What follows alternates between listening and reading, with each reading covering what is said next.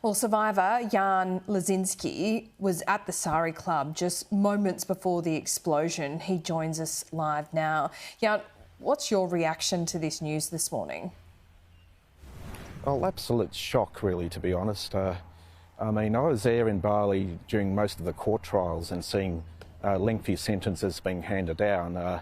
When I saw a sentence of 20 years handed out in a Jakarta court, I thought, oh, well, this person's got exactly what they deserved. And now we're here today, less than half of that sentence has been carried out and he's about to walk out.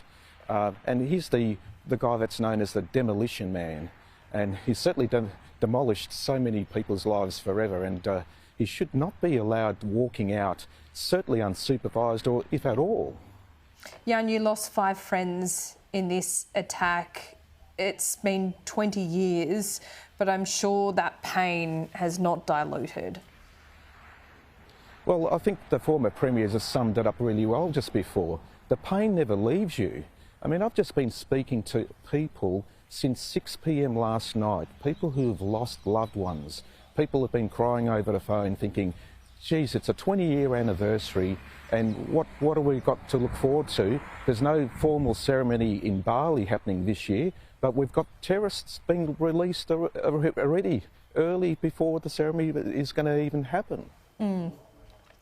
Look, it's a really difficult day. I can't really imagine how families and survivors like yourself feel. Can you take us back to that day? As I was discussing with Bob Carr, Bali is such a rite of passage for young Australians. There's something so brutal and cruel in an attack like this when essentially young people, are enjoying the best day or one of the best days of their life, on holiday with friends. Where were you when you heard the news, or where were you in relation to the attack? Well, I was one of the lucky ones. I was in the Sari Club that night. I used to work for Qantas. I misread my flight ticket. I thought my flight ticket was for 11 p.m. at night. So I was one of the lucky ones. I went to the airport by accident and flew on an early flight home, and I said goodbye to my mates, and I never saw them again. And as you say, so many young people, the first destination when they leave Australia, like me, is you go to Bali. It's close, you feel safe, you feel comfortable, and that was all shattered on October the 12th, 2002, and even in 2005.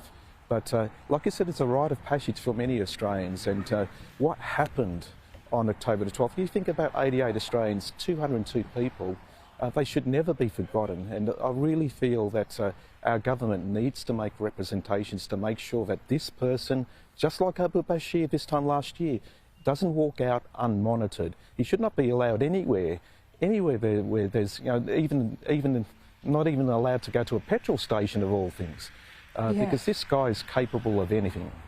Indeed. Is there, as you talk to me today, Jan, is there part of you who doesn't want to even speak this man's name, give him any of your attention or emotions, but at the same time you want the government obviously to make representations? How do you deal with this kind of thing 20 years on? It's a tough one, isn't it? Because it is, because it's 20 years on. You want to, in one way, celebrate people's lives, think of the good times, but here we are right now. Like I said, my phone hasn't stopped ringing from survivors, some family members, and they're all in shock. They're all despondent. They're all thinking, here we go again. This time last year it was Abu Bashir. This time it's this guy, the Demolition Man. And you think, there will only be one person left in jail. That's Ali Imran. Is he going to be the next person that gets a presidential pardon? And it keeps coming up all the time. The pain doesn't go away. A lot of Australians all around Australia right now are hurting, and indeed around the world as well too. Jan, a delicate question, but did you have survivor's guilt? Yes. Oh yes. Yeah. Every time I go to Bali and you look up the wall and you see all the names up on the wall, you stand there and you know, in particular in my case, I shouldn't be here. If I actually stayed in the Sari Club, I wouldn't be here. But I'm one of the lucky ones. I mean, I met my wife luckily 5 years later in Bali, and we've got a family, and we love Bali. We travel there regularly, and we'll be going there soon. But I just feel it's just nothing but anguish for all the other survivors that have lost everything. Yeah. And they wake up to the news this morning. I think the former Premier summed it up right now. It's going to be a difficult day. Even the Prime Minister said the same thing. It's going to be a difficult, devastating day for hundreds, if not thousands, of Australians waking up to this news today. Jan, have you made a point of going back to Bali? Yes, I do. And on October the 12th, I'll do what I always do whenever I can. I'm going to light 88 candles for each Australian that was lost, have a quiet moment of reflection, and I won't forget. I won't forget. And I know I'm lucky. I always come back to remember all the Australians that never returned back home. I just want to end not by talking about this man today that might be released in the next couple of days, but tell me how you remember your 5 friends. They were happy, great guys. They ironically supported me. I lost my dad the previous 12 months in a car accident, and they were there for me in the previous 12 months. They were happy, they were friendly, they were having fun.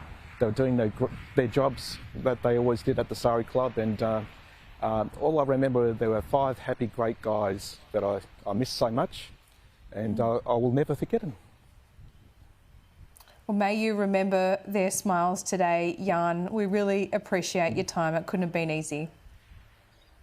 No, thank you, and thank you for remembering.